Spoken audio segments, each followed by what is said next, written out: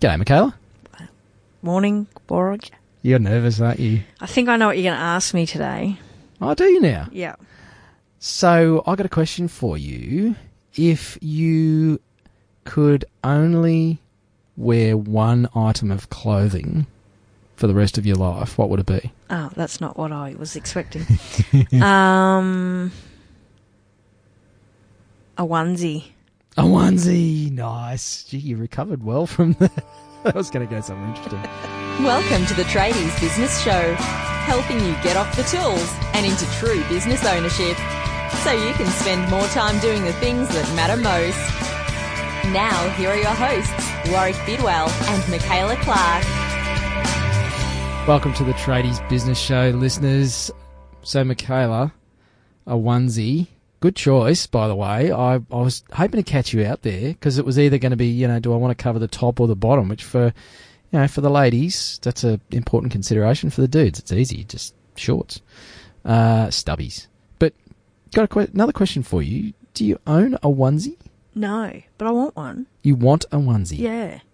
I know someone, my ex-sister-in-law still sleeps in a onesie. And she's married, and so I couldn't do the onesie thing. I've got like a pair of overall onesie things, like your daytime things, and that's like my favourite thing in the world. Right. It's just so comfortable. But I haven't actually got a bedtime onesie yet. Right. Okay. Yeah. But anyway, well, covering we the big topics. We might move on here. from that. Oh, covering you anyway. Yeah. So we're going to, I guess it's an episode with a difference. We haven't done this for a little while, and I'm standing here in a little bit of apprehension because you said, I've got a bit of a, I don't know if it's a rant. I don't really know, Michaela. What's on your chest? What do you want to talk about? It's just something that really annoyed me the other day, and I just thought I just would share it with our listeners and hope they're not doing the same thing. So okay. I have a couple of friends who are entrepreneurs and hadn't caught up with them for a little while, and caught up with them the other day. And I'm going to try and be vague here. Change the names to protect the innocent. Yeah, I don't particularly want this person to hear any. They don't listen anyway, I'm pretty sure. But they have a business that they've been running for a couple of years now, and they rely on bookings in this area of business that they're in. Mm-hmm. And they were telling me that they had no bookings after June. So they got no revenue coming in post-June. Ouch. Yes. And we're standing here and it's the end of April. Yes. Right. And the bookings that they take are generally 4 to 6 weeks out, let's say. Now, this business owner has worked very hard on growing their business. They're really putting in the hard yards of 30, 40 plus hours a week. But they're doing the wrong things in their business. And it's driving me insane. Like what? Can you say? Well, they cannot let go of things that they shouldn't be doing. So instead of spending time building relationships, gaining new work, building their brand, doing all the key things that they know that they should be doing, they'll spend 2 hours on designing a graphic. Or they'll just cannot let go of things that they know how to do. So all this admin and graphic work and things like that, they just cannot let it go. And I've said to them over and over again, that is stuff that you could easily outsource. Yeah. You could easily outsource that to someone offshore. It's all in a procedure. It's the same thing over and over again. But they can't let go. They've got this control issue around, it just won't be exactly how I want it. That's okay. It won't be how you want it, but how about getting some sales in? Don't you want that? Like, if something isn't exactly how you need it,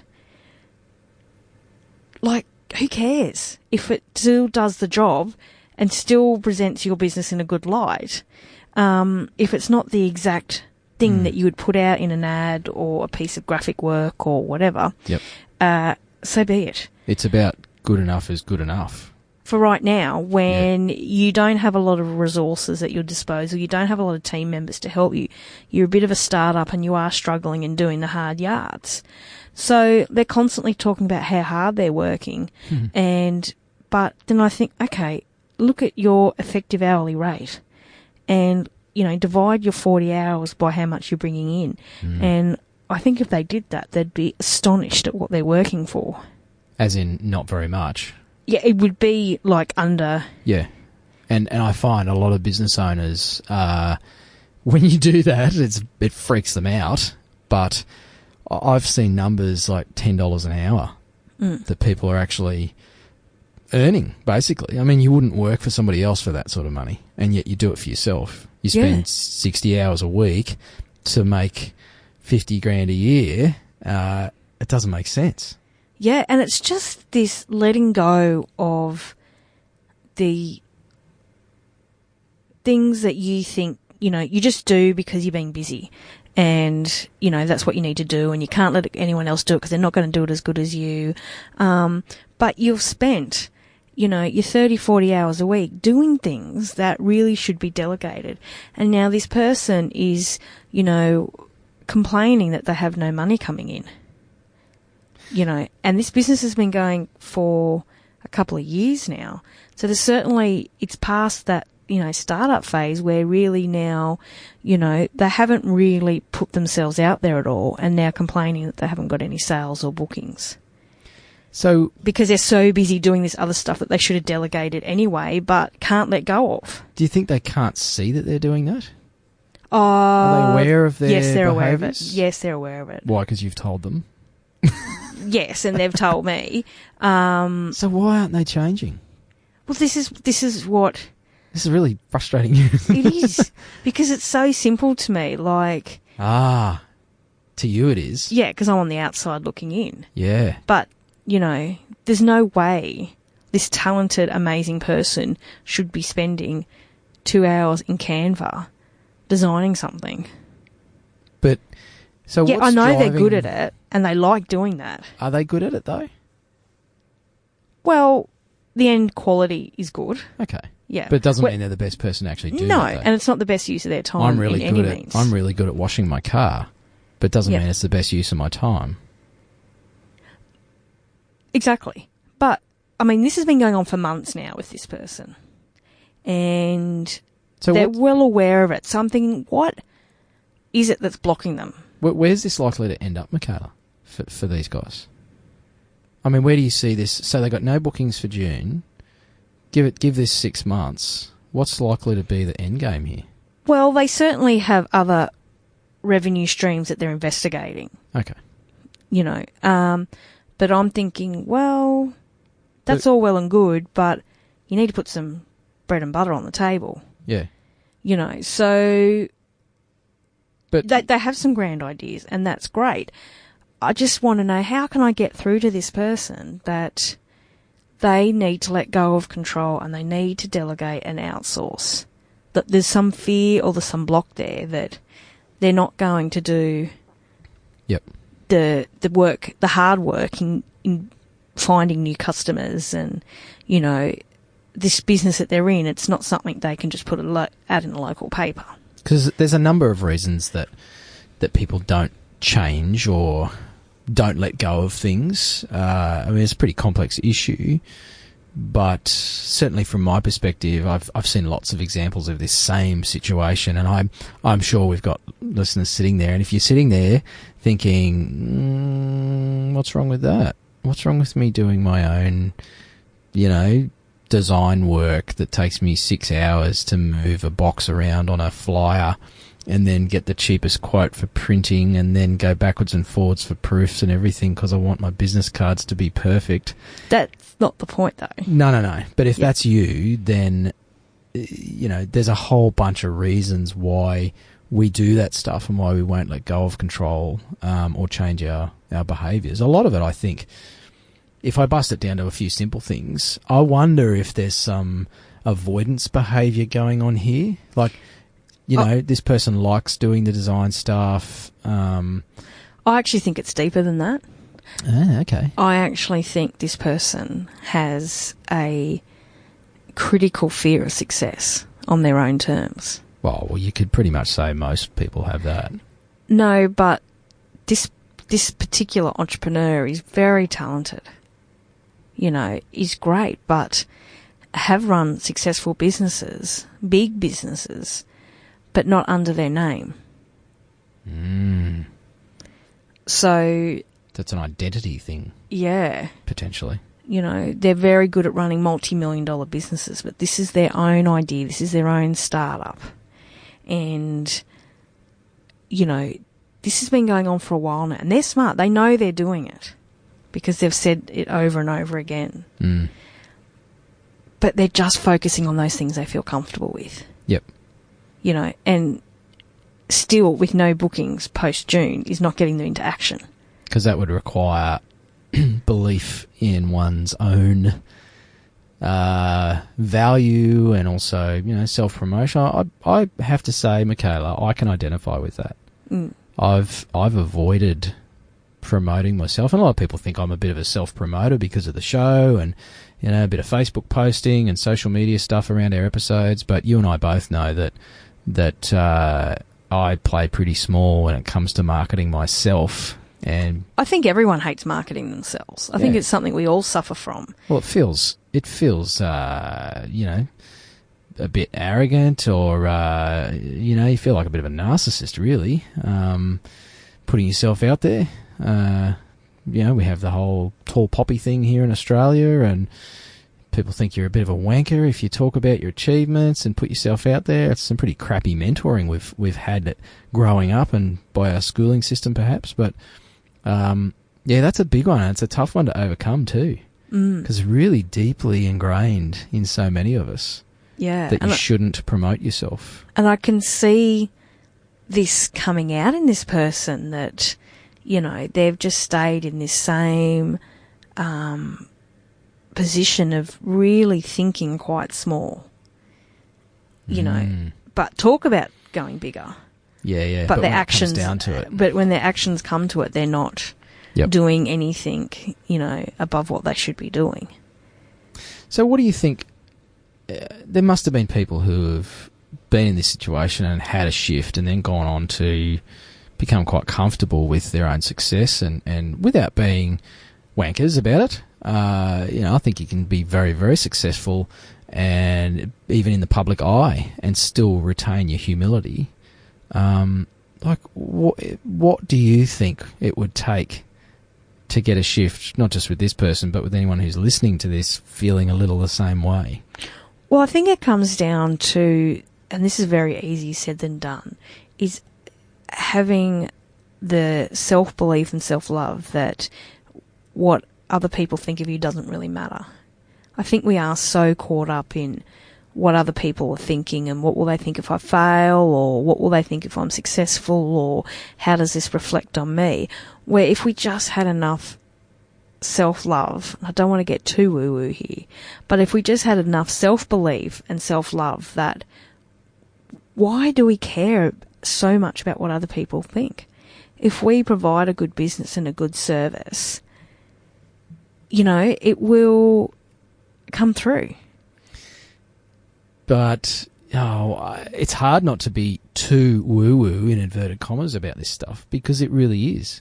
I feel like more people are starting to realise out there in business land that business is not just about marketing and, ad campaigns and systems and budgets and all that sort of stuff. I mean, I think business owners, particularly small to medium business owners, are really starting to realise, and I know the wingman clients that I work with, and I know a lot of our listeners, Michaela, have figured it out. It's like, you got to get your own shit sorted, and it's the stuff internally that's impacting your business.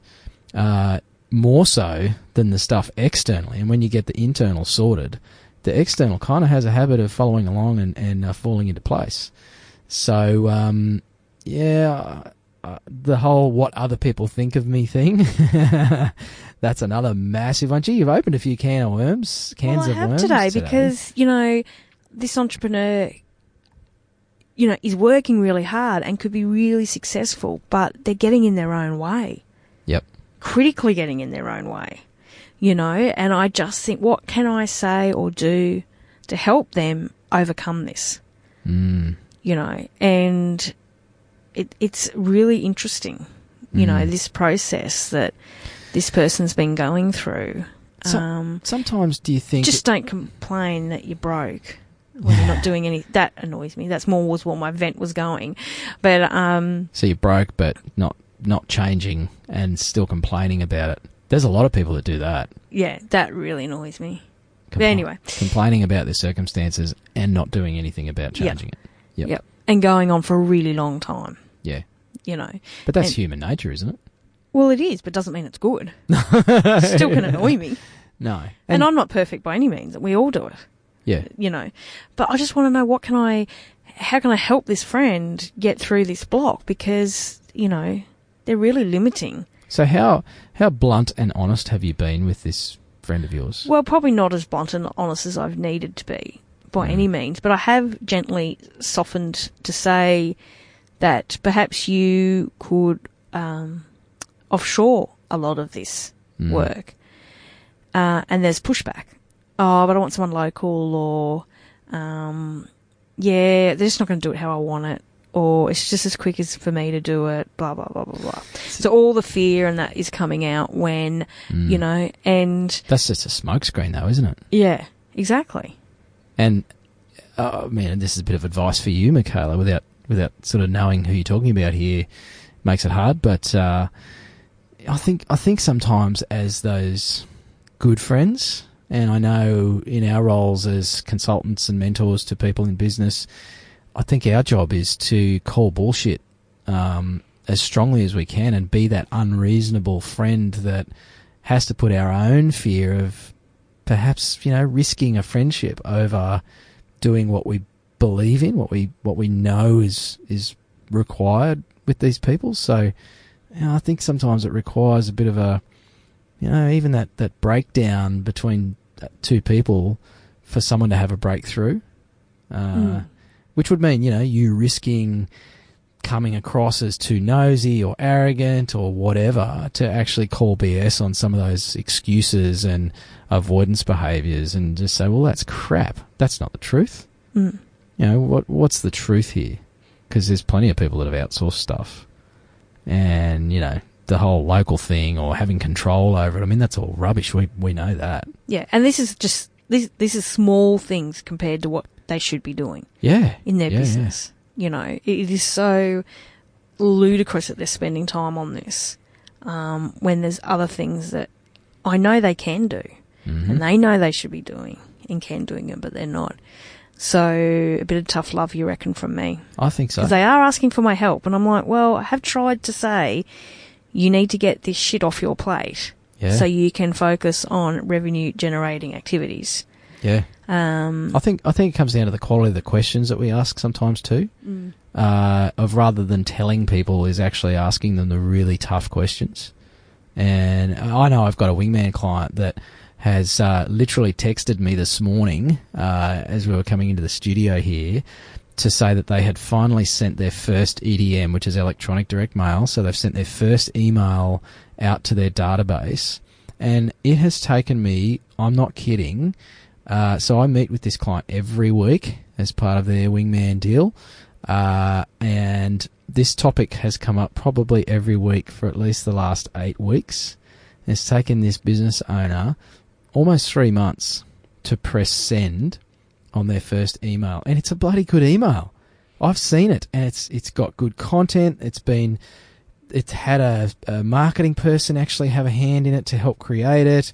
But this business owner is a bit of a perfectionist, but also I think, like you're saying, a little bit fearful that this email campaign might open the floodgates to all of this recognition and business growth, and it's really going to challenge a whole lot of other areas of their personality. So, I've been forcing them through that in a lot of ways, and I literally got a message to say it's sent this morning. So, and I can tell from the messages coming through on the phone here that this is actually going to be a big deal for this particular person. Seems crazy, But I feel like sometimes, you know... But that's about putting themselves out there. Yeah. It's actually about, you know, it is this more, I guess, personal way of marketing. You know, it's not just an ad in the paper. You're sending out stuff. Yep. So it is that personal but reflection on you, as well as that, you know, oh, what if we get more success and we're busier? And because I think sometimes, I know I've had this over the years, is, you know, I've won business awards and all sorts of stuff, and I don't know, sometimes I've the last business award I won in my region, you know, I got Small Businesses of the Year out of hundreds and hundreds of businesses, and there was just this little voice in the back of my head that said, really? You? Like, you're really worthy of that? And I think a lot of us have that little crappy negative voice that, I don't know, am I really worthy of this attention? Or if I put myself out there, you know, is someone going to call me out as a bit of a fraud? You know, am I the right person to be doing this? And I wonder if your friend is kind of going through that as well, is just having doubt about, well, you know, am I really... Is this all make-believe, you know? Is what I'm doing actually worthwhile? And I think sometimes we have some doubts about our own worthiness, hence the, you know, worrying about what other people think of us too. Because we worry about what we think of ourselves, which is maybe not enough a lot of the time. And it's interesting because this friend, the things that she focuses on is everything but the revenue-generating stuff. Yep. Because that would bring home to roost the fact that, you know, he or she is actually doing this. You know, you can't escape it now. It's like, oh, crap, I'm doing this on my own and I'm actually making money and this is real, because then that creates all this other expectation from the outside world that you're going to go on with it and, you know, the product's going to be good. And I suppose, you know, it's detaching ourselves. If I can touch on one last thing from my perspective here, is our self-worth being attached to our business or the things that we create, or our net worth. You know, the quote is, your self-worth does not equal your net worth. They need to be two separate things. I think for a lot of us in business, they're inextricably linked. So, you know, what happens in my business says something about me as an individual, and that's not the case. Or it shouldn't be the case. Yeah. They're not the same thing. No, that's good. My self-worth is not my net worth. That's right. I like that. So you shouldn't feel better about yourself just because your bank balance went up. No. And you shouldn't feel like shit if you've got no money either. Exactly. But or customers or whatever. Whatever it is, yeah. So, well, I better reschedule some lunch with this friend and give us some... Time to take the gloves off, I reckon. Slap her around a bit. She has asked for some help and... Slap her around a bit. Tell her to pull her head out of her backside and...